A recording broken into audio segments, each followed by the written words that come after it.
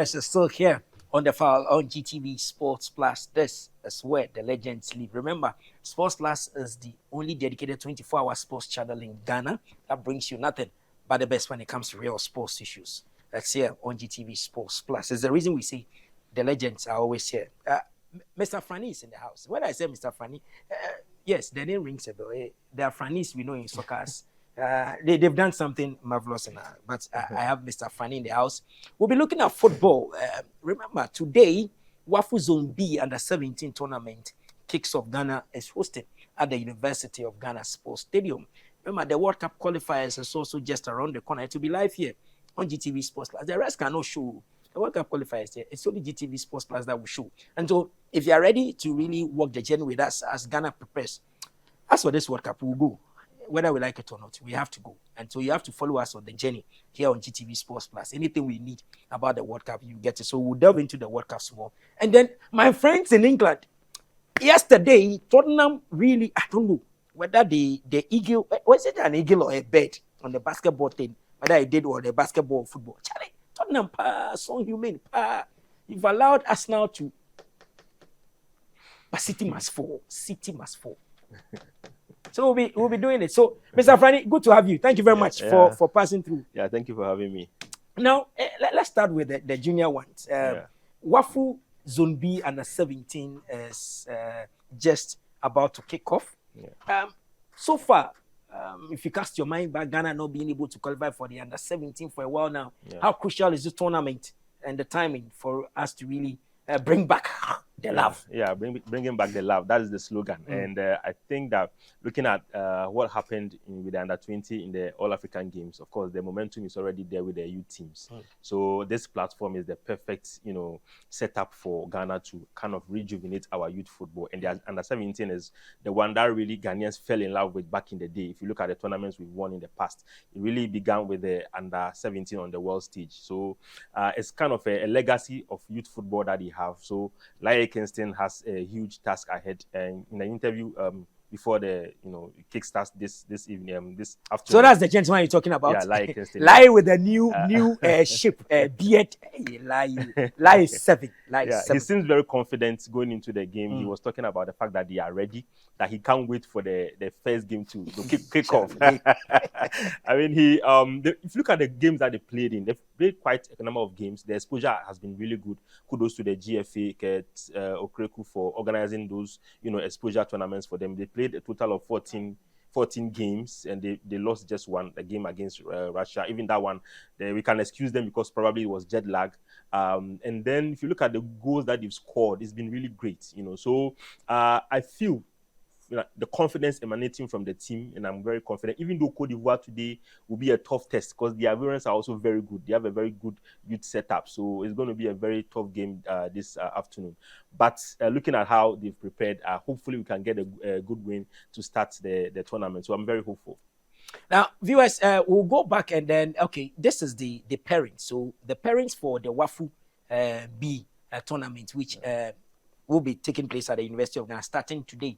Kickoff for the first game is at 4 p.m. So Côte d'Ivoire will come and play as guests to Ghana. And for our under-17 team, they are called the Black Starlets. They haven't qualified for the under-17 tournament for a while now. And so a lot is at stake. Not just hosting, not just benefiting from the under-20s winning gold, but they also want them to do something. And with the changes in the technical handlers, I feel that the technical handlers really must justify. Yeah, they have to. But Lai Kingston has been there before. He has seen it all. He has the experience playing at this level. In 1997, he was part of the under-17 team that came runners up to Brazil in the World Cup. So he knows what it means to be here, the stage. So I'm sure he can, carry We'll on. come back to the parents, but let's go and then listen to Lai. Lai is our man here, so trust us. We have Lai's back. So Lai has been speaking to GFA cameras, and so we have some here. We'll listen to Lai ahead of this opener, what he's saying.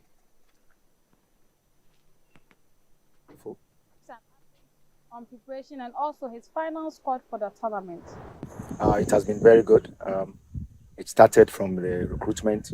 We were very careful. as a technical team of choosing the type of players that we believe can fit into the DNA that the Directorate and the GFA put up. And for me, I think we found the right people throughout our preparation. Our friendly games have been very amazing, unbeaten until we lost the game against Russia in our just recent tournament. But all the same, we're focusing on the performance. We dominated in all 3 games. So for me, where we are now, I think we are ready to face anything. Yes, it was a very tough time for all of us. We sat down, we tried to pick the best out of 26 players because the tournament allows just 20 players. So we managed to get 2 goalkeepers and then 18 outfield players. For us, I think among all the players that have gone through, these 20 players are the ones that we believe can help us achieve what we're going to achieve. The main purpose is to qualify.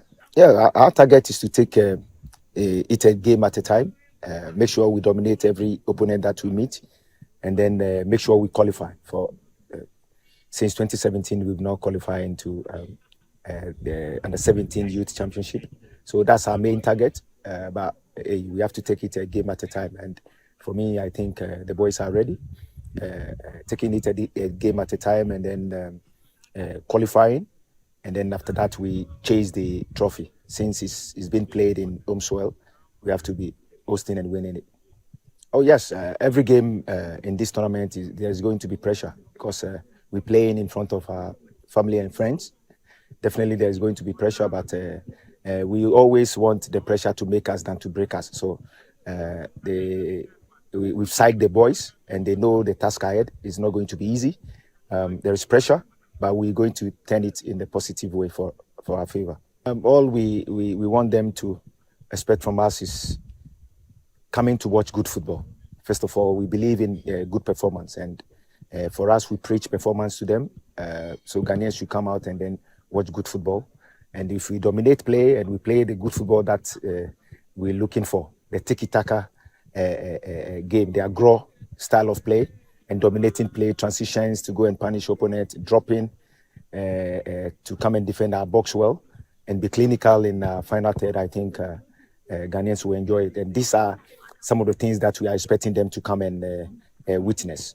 For us, we've worked on it for like 4 or 5 months, and the level that the boys are in, I think they are ready. And this is kind of a style of play. So we say a big thank you to GFU. Lies. I told you the confidence he has. He's oozing confidence. You know, Hey, I'm excited for him because you can feel the excitement. Yeah. It tells you the preparation that has gone into the whole tournament. So I'm not surprised about that. He's mentioned aggro football. I'm sure it's part of the Ghana football philosophy, the engagement that you've going through with the Ghana technical the DNA stuff. Yes, so it's good to see that they are implementing it, and hopefully we will see it firsthand at the game this afternoon. So I mean, honestly, I can't wait to watch the game. It's going to be interesting. And of course, he said that qualification is the first, it is the priority. You have to qualify, and only 2 teams are going to qualify from the 2 groups. So if Ghana can top the group, and then maybe whoever we meet in the group B, if we beat them, we've automatically qualified. So then if qualification is set, then like he said, once we are playing on home soil, we can then go on and try and beat. Probably it could be Nigeria. I don't know. It could be because they are also very confident of winning. We'll go back to the parents again to look at really the teams and what they are doing right at their homes, because currently there is a deliberate attempt by other African countries to catch them young, build the foundation very right, and then they shoot to the senior level. And so on Wednesday, that's later today, Ghana takes on Cote d'Ivoire. Then tomorrow, Thursday, Burkina Faso, Nigeria. Then we have Togo, Niger. If you look at Burkina Faso developing the youth, even Cote d'Ivoire developing the youth, Nigeria, it's serious. They're taking it a notch higher. What should we be expecting from this? Because in some of the balances we use here, Atrai Makwe, Matrai Makwe. This is not Matrai Makwe. The teams that are here are not Matrai Makwe teams. Yeah, well, they are all prepared to do well. I mean, Nigeria, for example, is like a powerhouse just like Ghana. They've won the same number of tournaments at the world stage and at the 17 level, just like Ghana. So we can't really say that Nigeria are underdogs here. They are also confident and they believe they will win. So a lot has gone into their preparation. They've even the coach that they've put in charge of the team is also a former under-17 player who won with Nigeria. So it shows you how prepared they are. And if you look at the Burkina Faso has been there for some time now. They've been doing really well. So you cannot really underestimate any team at this stage. The WAFU B, seven countries are here to participate. All of them really seem to understand that the key thing for you to get the bigger success is to start right from the youth. And so there is a deliberate attempt from all these things. Exactly. And I look at Lai, the way Lai is speaking, as if he's standing on something and I've seen all of them. What if there is? I'm not saying it should happen, but all these things are talented. These young boys are gifted. The under-17 level is, I don't know how deep the scouting of the other teams goes. But because it's very difficult to scout players at this level because a lot of them are unknowns. So it's going to be very difficult. However, I'm sure that at least would have watched a few games of his opponents in the group, Cote d'Ivoire and then Benin. So I'm sure he's watched video tapes of them. Like I said, Ivorians are also very good. They have some very good quality players. One of their wingers is actually being watched by European clubs. So it tells you the quality they have in the team. So yes, we are going to come up against stiff opposition, but I would love to see how they play against the Ivorians in their first game because the pressure will be high. If they manage to get a result in the first game, we are almost. And again, Ghanaians should remember that Group A, where Ghana is, there are only 3 teams. So you win one. And you decide to lose, you out. There's no defeat that will be accepted in this group because there are only 3 countries. So now we're turning our attention. Remember, the Black Stars will be in action. The qualifiers are still on. I'm just alerting you that it will be live here on GTV Sports Plus. No other place where they won't do it. They wait for the end. So please cross your fingers. Anything on the Black Stars will let you know. I have heard that the referees for that even Mali game, they are already announced. We'll be talking about that later. But because of time, we're trekking to England. Something is happening in the English Premier League. In the past, when they talk about, the league is ending, we know who has won already. But as we speak now, although City yesterday did something, I still believe that Arsenal will win the league. I still believe Arsenal will win the league. But Tottenham, if you know you lose, you tell us long time that you lose, so that we, the friends of us now, we know that. No, Tottenham, excuse me to say, in games like this, they don't really have the character for it. I said it yesterday that in games because Harry Kane left? Not necessarily. Even when Harry Kane was there, in games when they needed to, they need to do something, when the stakes are high, Tottenham find themselves wanting. So I knew it's a game that City were going to win, especially with the fact that Guardiola is known for winning games like this. In the running, when you are getting to clutch games like this, when it's 3 points or bust, Pep Guardiola, trust me, he's there. He will be there. It's not really surprising. The result is not surprising to me at all. But I was even impressed with the way Tottenham played the game. If you look at the 2 quick saves that they carried. So let's look at this. The final day, who wins the title? So Man City, West Ham. Kudus. All my friends at the Zongus, please just go on your knees and pray for Kudus. I mean, Kudus Arsenal will break City into pieces so that Arsenal can win. Imagine Arsenal wins the league. The confidence of Arsenal fans is really, it's encouraging to see because at this point in time, City losing at home to West Ham United. Come on, it's almost impossible. But just look at it. Charlie. And you see, what I'm impressed with Guardiola and Man City is the fact that they've really done so well trying to bridge that goal difference. Because when anything happens, and City draw, if City draw and Arsenal win, then it means that goal difference is going to be the decider, at this point. And yes, it's just 1 goal. Previously, it was a huge gap. Now he's closed it to 1. So Arsenal still have, the confidence can be there because maybe they could draw. So let me pray that City will draw. No, City for lose. Kudus, Charlie, Kudus. But it's Stoneboy Shatawali, please. Talk to Kudus. No referee be able to come and do anything. Yeah, make sure that you police Haaland and then take De Bruyne out. Make sure Kudus, Charlie. But West Ham can't stop Man City, honestly. Especially West Ham currently are not really doing well. Their form is very suspect. They've not really done what is expected of them. West Ham have proven that when they're going get stuff, they always pull us. What would be the motivation for them to win in this game? To beat the league leaders. For us not to win the league, that's the biggest. If they are hopeful as much as you are hopeful. Look, we've had enough of those teams. Of course, I mean, City. So there's no enjoyment in. Imagine us now wins the league. Look, everything will change. Everything will change. Viewers, I didn't get most of your messages. Don't worry. Friends of us now, we understand.